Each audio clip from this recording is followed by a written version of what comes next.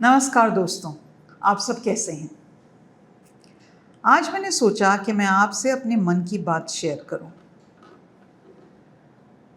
मैं एक काउंसलर हूं, आप लोग जानते हैं, जो मेरी कम्युनिटी का हिस्सा हैं, जो मेरे से प्रोग्राम्स या कोर्सेज लेते हैं या क्लैरिटी कॉल बुक करते हैं। आप में से कई लोग मेरे काम को जानते हैं। आज मैं आपसे एक बात शेयर करना चाहती हूं जो मुझे कई बार लगता है हम उसको अनदेखा कर देते हैं।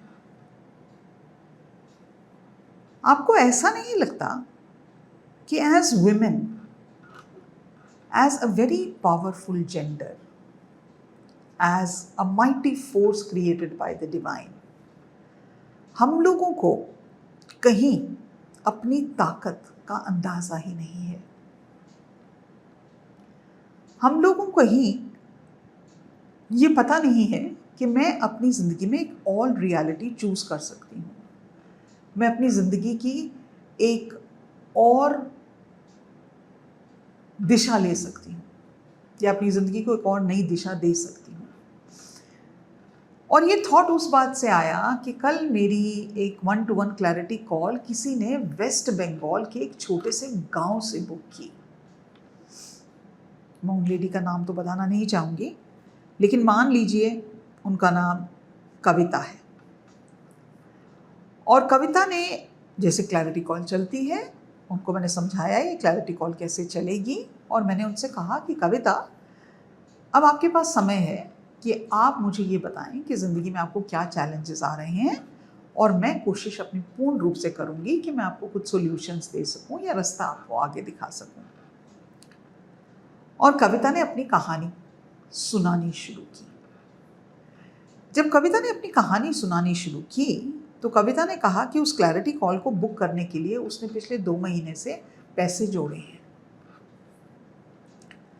और कविता ने ये बताया कि वो जो छोटे से गांव में रहती हैं, एक्चुअली उनके बेबी हुआ है तो वहाँ रहती हैं, लेकिन वो आंध्र प्रदेश के किसी गांव में छोटी सी नौकरी करती हैं। But she is from Bengal, तो वो बच्चे की पैदा होने के चक्कर में वो अपने माँ बाप के घर आई हैं। और उन्होंने कहा कि मैंने आपका वीडियो 4 महीने पहले सुना था, और जब मैंने वीडियो सुना था तो उसने मुझे बहुत इम्पैक्ट किया जो आपने कहा, और उस वीडियो में आपने जो सजेशंस दी थी मैंने वो फॉलो की और मेरी लाइफ थोड़ी बेटर हो गई। लेकिन फिर मैं एक जगह आके रुक गई, क्योंकि मुझे पता चला कि मेरे जो हस्बैंड हैं वो फेथफुल नहीं हैं, या उनका कुछ चक्कर है कहीं पे, जो भी उन्होंने अपनी। तो उन्होंने कहा कि मैम, मुझे लगा कि मैं अपनी ज़िंदगी में ऐसी ज़िंदगी जीने तो नहीं आई हूँ, तो मुझे कुछ बदलना है। तो मैंने आपके ऑफिस में फ़ोन किया। जब फ़ोन किया तो उन्होंने कहा कि क्लैरिटी कॉल के तो इतने पैसे हैं। मैंने रियलाइज़ किया मेरे पास तो इतने पैसे नहीं हैं, लेकिन मैं आपसे मुफ्त की क्लैरिटी कॉल नहीं लेना चाहती थी। मैं जानती हूँ कि जो आप, अगर एक वीडियो में आप मुझे इतना कुछ बता रहे हैं तो क्लैरिटी कॉल तो और भी ज़्यादा पावरफुल होगी, तो मुझे उसका ड्यू देना है। तो मैंने पैसे जोड़े और आज मैं आपके साथ जुड़ी। और जब कविता ने अपनी कहानी सुनाई तो एक दिल दहलाने वाली कहानी थी। उस 32 साल की उम्र की लड़की की जिंदगी में कुछ सही था ही नहीं, ये अब तक कुछ सही हुआ ही नहीं था। जहाँ उसके जिस जन्म में परिवार हुआ, उसने बड़ी कम उम्र में अपने पिताजी को खो दिया।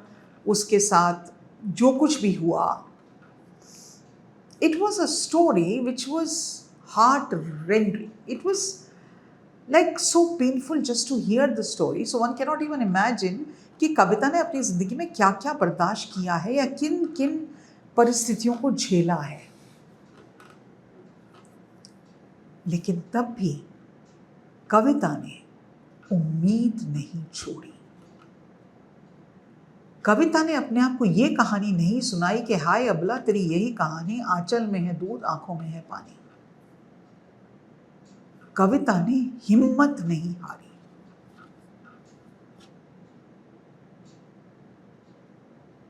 27 साल की उम्र में जब कविता की शादी हुई तो मुझे लगा अब सब कुछ ठीक हो जाएगा, लेकिन वो उसकी जिंदगी बद से बदतर हो गई। कविता ने तभी भी हार नहीं मानी। अपने दिमाग में, अपने दिल में कविता ने अपनी जो छवि बनाई वो उस औरत की नहीं थी जिसकी जिंदगी में कभी कुछ अच्छा नहीं होगा। वो उस औरत की थी कि वो सुबह तो कभी आएगी।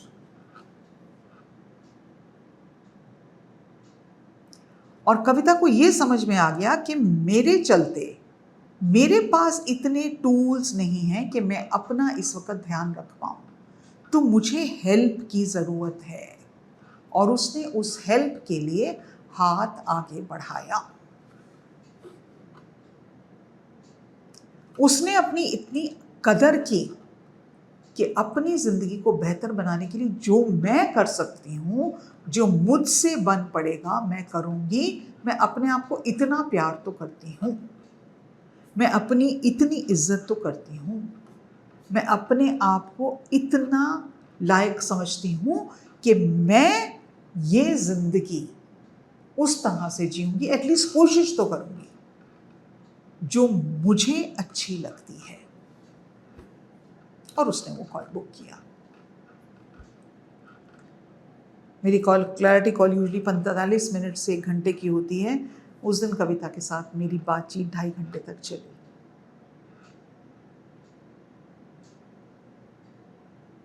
इसलिए क्योंकि कविता में वो स्पार्क है, कविता के अंदर वो अपनी ज़िंदगी की जीने की वो चाहत है कि वो कुछ भी करेगी, अपनी ज़िंदगी के पन्ने को पलटेगी। लेकिन हैरानी की बात यह है कि कविताएं मैं बहुत कम देखती हूँ। कविता जैसी लड़कियां मैं बहुत कम देखती हूँ। और उसका कारण क्या है? क्या वो समाज का इतना रूढ़ावादी होना है, ये उसका कारण है? क्या उसका कारण ये है कि विमेन अपनी शक्ति को नहीं पहचानती? या उसका कारण ये है कि विमेन सोचती है मेरा क्या है, जिंदगी तो कट ही रही है? क्या वो अपने आप को ये कहानी सुनाती है? आप में से जो लोग मुझे नहीं जानते वो शायद नहीं जानते कि मेरी ज़िंदगी का जो पर्पस है, मिशन है, विजन है, वो 1 लाख ऐसी महिलाओं को खड़ा करना है जो अपनी ज़िंदगी को अपने ढर्रे से चलाती हैं, जो अपना ट्रॉमा को हील करती हैं, अपना कॉन्फिडेंस और सेल्फ एस्टीम को एक ऐसी ऊंचाई पर लेके जाती हैं कि वो हर खुशी की हकदार हैं, बनती हैं और वो खुशी लेके रहती हैं। वो ये जानती हैं कि उनकी खुशी के लिए जिम्मेदारी किसी और की नहीं है, उनकी अपनी है। वो किसी पति, पिता, भाई, बहन पे इंतज़ार नहीं कर रही, वेट नहीं कर रही कि ये आके इनकी ज़िंदगी की प्रॉब्लम्स को सॉल्व करेगा। और उसके लिए जो उनसे बन पड़ता है वो करती है, क्योंकि वो अपने आप से प्यार करती है।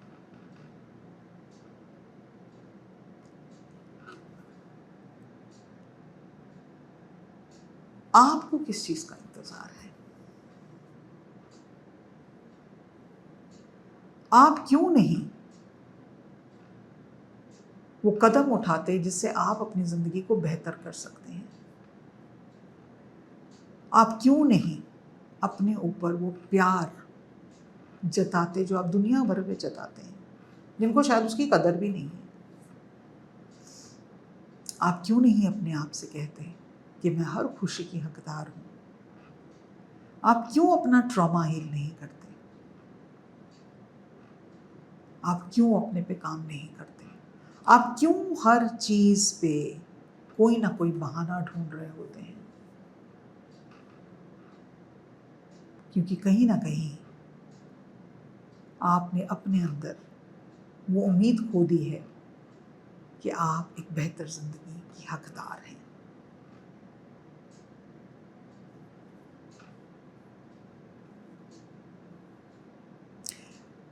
मैं ऐसा मानती हूँ कि अगर हमें एक इंसान के रूप में जन्म मिला है तो हमें आगे बढ़ना है, वो स्पिरिचुअली हो, वो मेंटली हो। ये जन्म इसीलिए मिलता है कि हम अपने पर्पस की तरफ आगे बढ़ें। हम यहाँ खाना पीना सोना मरने के लिए पैदा नहीं होते। मैं नहीं मानती ऐसा। मैं मानती हूँ हर इंसान का एक पर्पस है। ये बात दूसरी है कि हम उसके बारे में कभी सोचते नहीं हैं। लेकिन आप यहाँ क्यों हैं? क्या आप दुख सहने के लिए ही हैं? क्या आप वो करियर की ऊंचाइयां या वो पैसा या वो शानदार घर या वो शानदार गाड़ी, एक अच्छी रिलेशनशिप आपको नहीं मिल सकती? क्या आप जानते हैं कि अपने रास्ते पे रोड़े आपने खुद ही डाले हैं? और अगर आप नहीं भी डाले, आप में उतनी ताकत है कि आप उनको हटा दें। जिस देश में हम दुर्गा की पूजा करते हैं, काली की पूजा करते हैं, ऐसा क्यों है कि लेटेस्ट गवर्नमेंट के स्टैटिस्टिक्स के हिसाब से more women are leaving the work force rather than joining it? Why? ऐसा क्यों है? वुमेन क्यों नहीं काम करती? और मुझे लगता है सबसे बड़ा काम तो अपने घर को समेटना है। बड़े कामों में से एक है अपने घर का ध्यान रखना। क्यों नहीं हम वो कर पाते जो हमें आगे बढ़ने की दिशा दिखाएगा, उस पर चलने की ताकत देगा? क्योंकि हम अपने आप को उस लायक नहीं समझते। हम अपने आप से वो उम्मीद नहीं रखते। हम अपने आप को उतना पुश नहीं करते। और जब हम अपने आप को पुश नहीं करते तो हम आगे नहीं बढ़ते। आप में से कितने लोगों का मानना यह है कि आप जिंदगी में जहां भी खड़े हैं वहां खड़े हैं इसलिए क्योंकि वो आपकी चॉइस थी? मोस्ट लोग किस्मत को ब्लेम करते हैं। कविता भी कर सकती थी, वो भी कह सकती थी अरे मेरी तो किस्मत ही खराब है, पिताजी चले गए, माँ ने कभी प्यार नहीं दिया, फिर शादी हो गई, हस्बैंड ऐसा निकला। वो भी अपनी किस्मत को ब्लेम कर सकती है। उसके पास बहुत कारण है अपनी किस्मत को भला बुरा कहने के, लेकिन कविता वो कर नहीं रही। कविता किस्मत के आगे हार नहीं मान रही। कविता तब भी खड़ी होती है, फिर गिरती है, फिर खड़ी होती है, फिर गिरती है, फिर खड़ी होती है। और वो कविता हम सब में छिपी हुई है।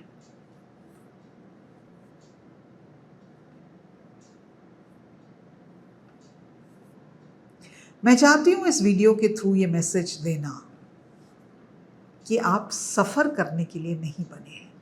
दर्द सबकी जिंदगी में आएगा। मैं नहीं मानती दुनिया में कोई भी ऐसा इंसान है, क्योंकि दर्द ही वो पड़ाव है जिससे आगे बढ़कर रोशनी मिलती है। सबकी जिंदगी में दर्द है, लेकिन हार मानना, सफर करना वो हमारी चॉइस है।